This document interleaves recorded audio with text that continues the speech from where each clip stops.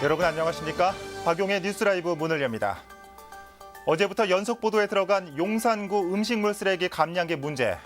비닐째 넣어도 된다 안 된다로 말썽이더니 이번엔 용산구가 애초부터 선정된 업체가 유리하도록 심사 기준을 세웠다는 논란이 제기됐습니다.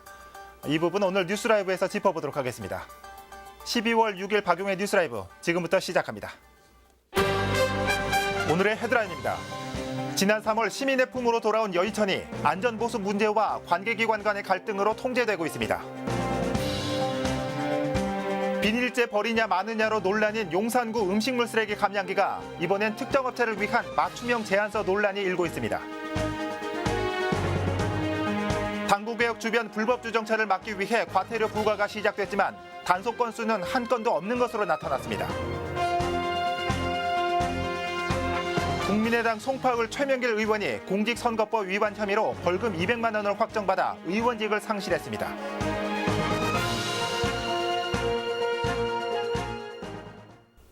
비가 와야만 흘렀던 서초구 여의천은 그동안 악취가 진동했던 하천이었습니다. 올 3월 통수식을 거쳐 물길이 열렸다는 소식 전해드린 바 있습니다. 그런데 이 여의천의 출입이 수개월간 통제되고 있습니다. 이유가 뭔지 현장에 나가 있는 취재기자 연결해 살펴보도록 하겠습니다. 이재용 기자.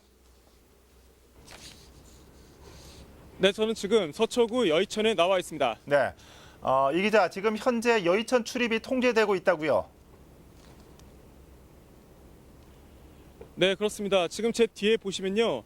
플라스틱 재질의 출입 통제 펜스가 설치된 모습 보이실 텐데요. 예. 현재 여의천에는 총 13개의 출입 통제 펜스가 설치됐습니다. 예. 하천의 연결로를 비롯해서요. 제 오른쪽에 보시면 계단이 보이는데 이런 계단을 막고 있는 겁니다. 펜스는 설치된 펜스는요. 이렇게 한번 밀어보겠습니다. 제가.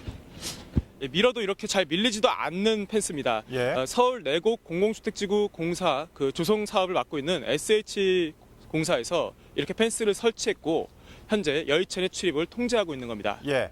SH공사가 지금 여의천 출입을 통제하고 있는 이유가 뭡니까? 네, SH공사가 여의천의 출입 통제를 하고 있는 이유는요. 지난 여름에 내린 집중호우 때문입니다. 예. 집중호우가 내리면서 주변의 그 하천 시설물 일부가 훼손됐습니다. 그렇기 때문에 지난 8월부터 하천 보수 작업을 위한 공사가 진행됐는데요. 이 공사 기간 동안 지역 주민들이 하천을 방문할 때 위험한 요소들이 많기 때문에 네. 일부 출입을 통제하게 된 겁니다. 예. 지난 8월부터 시작된 하천 보수 작업이 지금까지 계속되고 있을 리는 없을 텐데 설마 공사가 아직도 진행 중입니까? 네, 아닙니다. SH공사에서는요, 지난 10월 초에 하천 보수 작업을 마쳤다고 밝혔습니다. 예. 그렇기 때문에 누구나 예상할 수 있듯이 하천 공사를 마치면 지금 제 뒤에 보이는 이런 출입 통제 펜스가 철거되지 않을까 이런 생각들을 많은 주민들이 갖고 있었는데요. 예. 하지만 보일 수 있는 것처럼 출입 통제 펜스는 여전히 철거되지 않고 있습니다. 때문에 인근에 살고 있는 지역 주민들은 출입 통제 펜스가 여의천의 출입 통제 펜스가 철거되지 않는 것에 대해 불만을 노려놓고 있습니다. 예. 그 이유 중에 하나는요. 그 여의천에 그 옆에는 산책로가 조성되어 있습니다. 이 산책로는 평소 지역 주민들이 걷거나 또는 자전거 도로 등으로 이제 사용을 해왔는데 이렇게 입구에 그 출입 통제 펜스를 설치하다 보니 출입이 통제되면서 이용이 불편을 겪고 있기 때문입니다. 예. 하천 보수 작업도 끝냈다면서요. 그런데 이 SH공사가 계속해서 이 여의천을 통제하고 있는 이유가 뭐죠? 네, SH공사는 서초구가 내린 여의천의 공용 개시 불가에 따른 출입 통제라고 말을 하고 있습니다. 네. 공용 개시는요, 즉 특정물의 그 공공 목적을 사용할 수 있는 행위 주체의 의사 표시라고 보시면 되겠습니다. 예. 그렇기 때문에요, 공용 개시 전까지는 사업 시행자인 SH공사가 여의천을 관리하도록 되어 있습니다.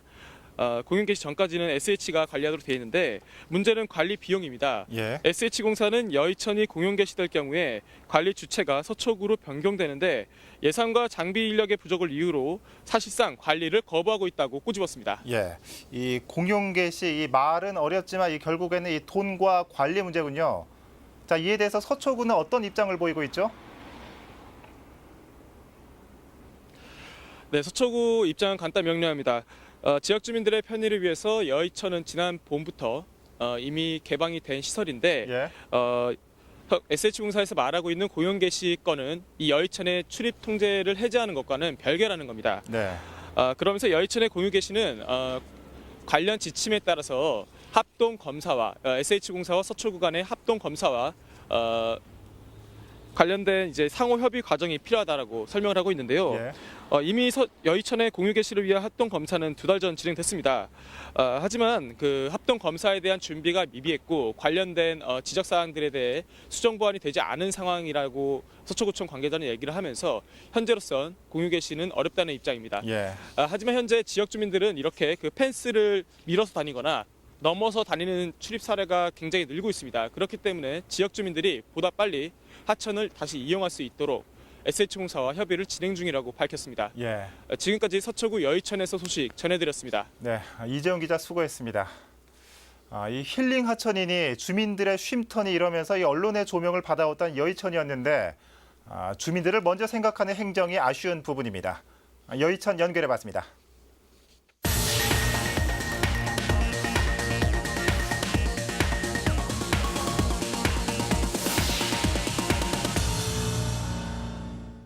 용산구 RFID 대형 감량기에 대한 보도 어제 이어서 연속해서 전해드립니다. 현재 용산구는 감량기 사업을 장기 렌탈 방식으로 진행하고 있습니다. 그런데 입찰 제한서를 두고 논란이 일고 있습니다.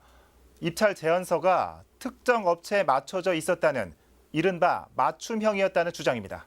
천서연 기자입니다.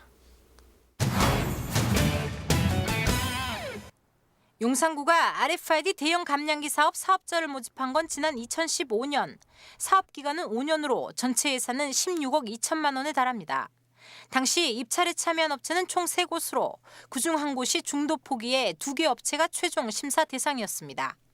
하지만 RFID 대형 감량기 사업 사업자 선정을 두고 논란이 끊이질 않고 있습니다. 선정된 업체의 업무 수행 경험이 2위 업체보다 훨씬 뒤진다는 것. 실제 선정된 업체의 경력은 용산구에서 시범 사업을 진행한 것이 전부인 반면 탈락한 업체는 일산과 광명, 유성을 비롯해 노원과 광진, 마포구 등에서 일한 경력을 갖추고 있었습니다.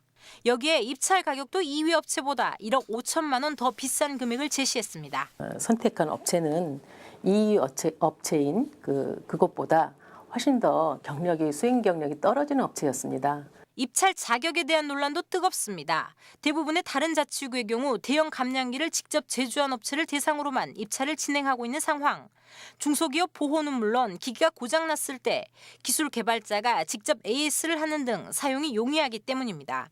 중간에 이렇게 대리점이라든가 이런 게 끼게 되면은 부실부실 이런 게 있어가지고 그런 거를 일단 사전에 좀 차단하고 그러기 위해서 직접 기술력이 있는 업체를 자기네들 장비니까 이제 교체를 해라, 보수를 해라 이렇게 해야 되거든요. 발생되는.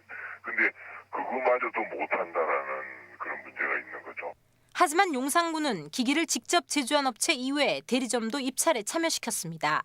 즉 감량기를 빌리거나 사서 운영하는 업체도 입찰이 가능하도록 했고 결국 대리점 형태의 업체가 선정됐습니다. 특정 기술 방식을 고집한 것도 논란입니다.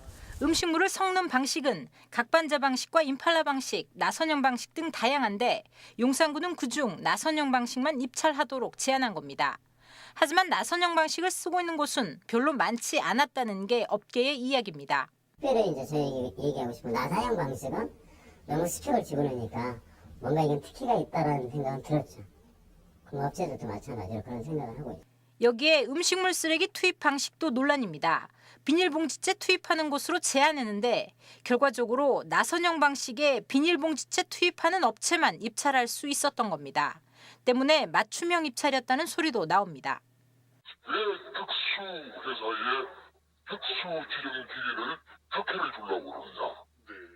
왜 이렇게 제한서 내용 이게 뭐냐 이게. 한편 용산구는 지방계약법상 제조회사만 입찰 자격이 있는 게 아니기 때문에 대리점 입찰도 허용했으며 AS의 경우 제조회사 직원이 대리점에 파견돼 진행하고 있다고 밝혔습니다. 특정 기술 방식을 고집한 건 시범 사업에서 평가가 좋았기 때문이라고 말했습니다. 시범 사업이라는 게 이제 본 사업 하기 전에 이렇게 우선적으로 먼저 해보는 거잖아요. 그래서 그거에 대해서 이제 만족도가 높다 보니까 저희가 그렇게 한 걸로 알고 있습니다. 네. 하지만 시범 사업 당시 주민 평가가 좋았다는 용산구의 말과는 달리 한 아파트에서는 주민들이 대형 감량기의 확대 운영 또는 계속 운영을 거부해 기기를 철거한 적도 있는 것으로 확인됐습니다. 딜라이브 서울경기 케이블 TV 천서연입니다. 불법 정차 중인 택시 탓에 노원구 당구개역 일대가 몸살을 앓고 있다는 소식 전해드린 바 있습니다. 이를 단속하기 위해 노원구가 무인 카메라를 설치하고 이달부터는 과태료 부과도 하겠다고 예고했는데 과연 실효성을 거두고 있는지 박선아 기자가 취재했습니다. 노원구가 당고개역 주변 불법 주정차 중인 택시를 단속하기 위해 무인 카메라를 설치한 건 지난 10월 말입니다.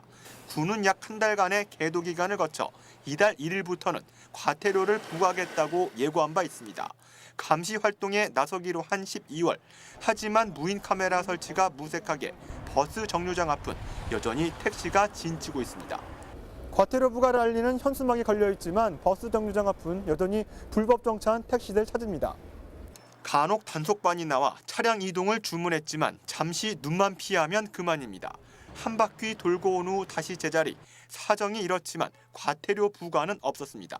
12월 1일부터 한다고 그러는데 예정이라고 적은 데 있어요. 아직 12월 1일부터 단속한다고 그러는데 아직까지는 지급되는 사람이 없어요. 도로를 점령한 채 불법 주정차 중인 택시 탓에 대중교통 이용객들은 분통을 터뜨립니다. 어떻게 택시가 다 막고 있으니까 그 택시, 그 버스 대리는 대중교통 고객들은 어디다 내려놓을 데가 없고 그냥 여기 휴식처 택시 쉼터가 돼버리는 거야 이제. 취재 결과 노원구의 과태료 부과는 없었습니다.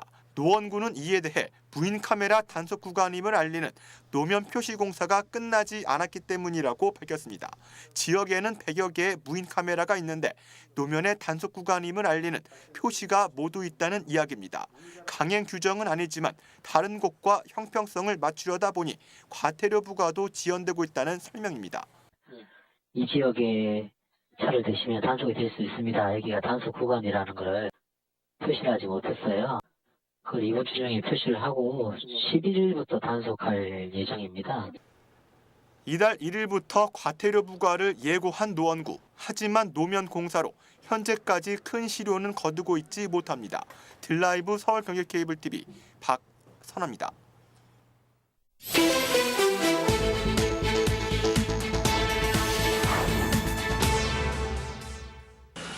어젯밤 11시쯤 성북구 정릉동의 한 벽지 가게에서 화재가 발생했습니다. 불은 점포 내부와 이웃주택 일부를 태워 소방서 추산 약 4,100만 원의 재산 피해를 낸 뒤 1시간 만에 진화됐습니다. 건물 안에 있던 주민 3명이 대피해 인명피해는 없었습니다. 어제 아침 9시 20분쯤 강동구 성내동의 한 차량 공업사에서 화재가 발생했습니다. 직원 탈의실에서 불이 시작돼 관계자들이 소화기로 초기 진화를 시도했지만 불이 확대되면서 탈의실 내부 옷장과 각종 집기류를 태워 250만 원의 재산 피해가 발생했습니다. 어젯밤 11시 40분쯤 성동구청 청소차고지 부품 창고에서 화재가 발생했습니다. 이 사고로 인명피해는 없었으며 불은 부품 창고 1층 사무실을 완전히 태우고 창고 일부와 각종 집기류를 태워 소방서 추산 약 150만 원의 재산 피해를 냈습니다. 뉴스라이브 사건 사고였습니다.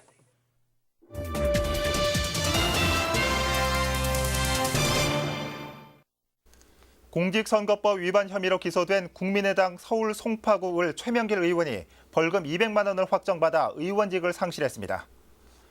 어제 대법원 3부는 공직선거법 위반 혐의로 기소된 최명길 의원에게 상고심에서의 유죄를 인정해 벌금 200만 원을 선고한 원심 판결을 확정했습니다.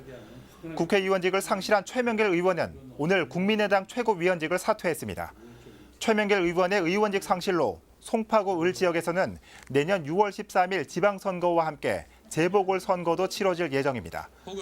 최 의원은 지난해 20대 총선 선거운동 당시 선거 사무원으로 등록되지 않은 SNS 전문가 이모 씨에게 온라인 선거운동을 부탁하고 그 대가로 200만 원을 건넨 혐의로 기소된 바 있습니다. 동소문동 행복기숙사 시공사가 공사 방해 주민들을 고소했습니다. 주식회사 보미건설은 행복기숙사 공사장 진입을 막고 있는 주민 5명을 지난달 29일 성북경찰서에 공사 방해죄로 고소 조치했다고 최근 밝혔습니다. 성북경찰서는 해당 주민에게 조사를 위한 출석 요청을 한 상태고 아직 조사는 진행되지 않은 것으로 알려졌습니다. 기숙사 건설 반대 주민은 지난달부터 공사 차량의 공사장 진입을 막기 위해 주민 차량으로 입구를 막고 있습니다. 성동구의회 구정질문 시간에 한 구의원이 자신의 업적을 홍보하는 것에 열중하면서 동료 의원들의 반발이 터져나오고 있습니다. 구정질문의 취지에 맞지 않는 발언으로 눈살을 찌푸리게 했다는 지적입니다. 조성엽 기자입니다. 성동구의회 구정질문이 열린 지난 4일 무소속 박정기 의원이 질문자로 나섰습니다. 원칙적으로 1인당 20분인 구정질문 시간을 30분 동안 쓰겠다고 말하더니 그중 절반인 15분 동안 본인의 지적을 홍보합니다. 지난 3년 5개월을 불굴의 의지로 어제를 오늘처럼 내일을 어제처럼. 박정기 의원의 질문이 끝난과 동시에 다른 의원들의 반발이 이어집니다.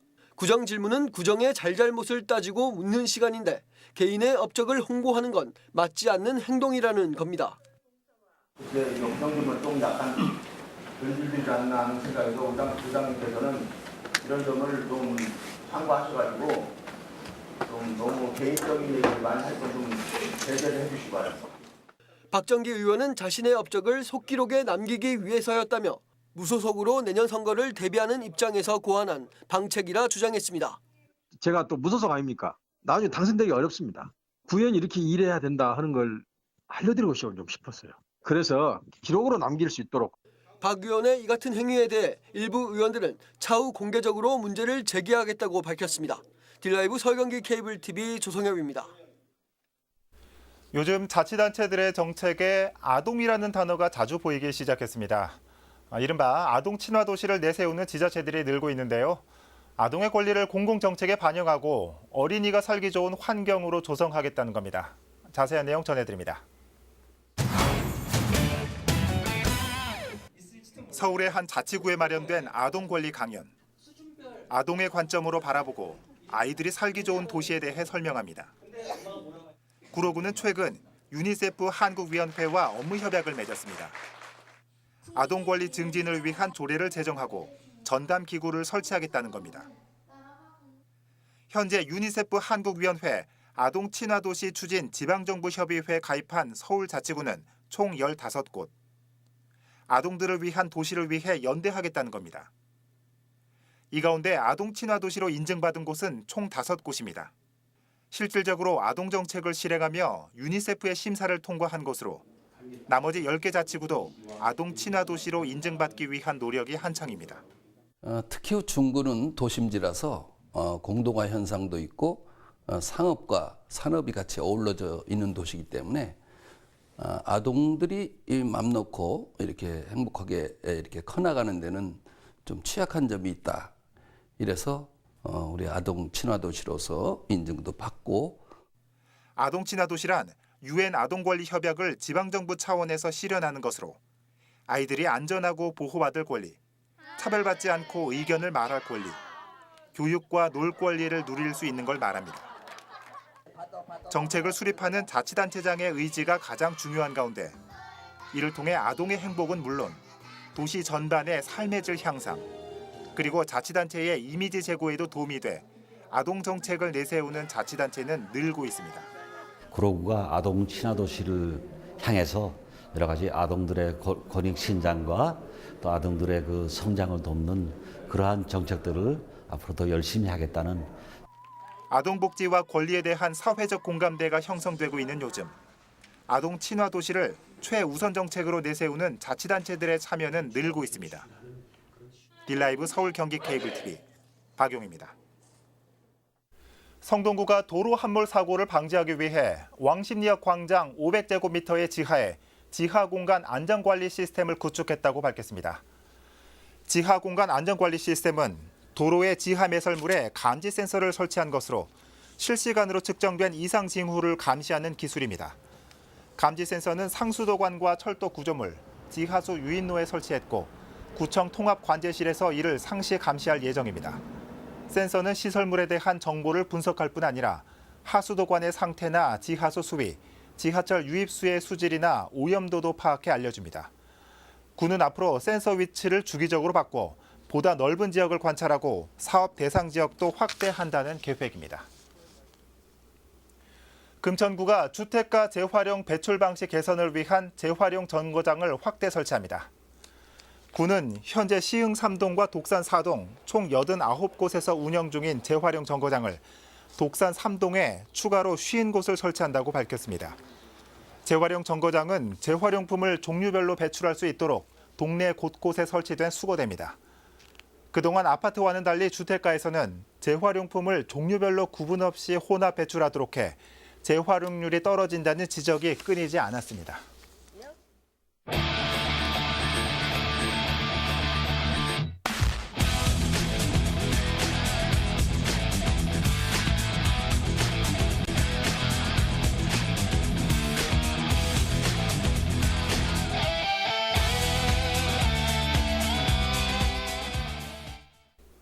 서울 시민들의 평균 나이가 몇 살 정도일까요? 통계를 보니 지난해 말 기준으로 41살이고 평균 나이는 매년 높아지고 있습니다. 점차 고령화되는 도시 서울이지만 한편으로는 오늘의 인생에 있어서 가장 젊은 날이라는 점 잊지 마시고 활기찬 하루 보내시길 바랍니다. 박용의 뉴스라이브 마칩니다. 시청해주셔서 고맙습니다.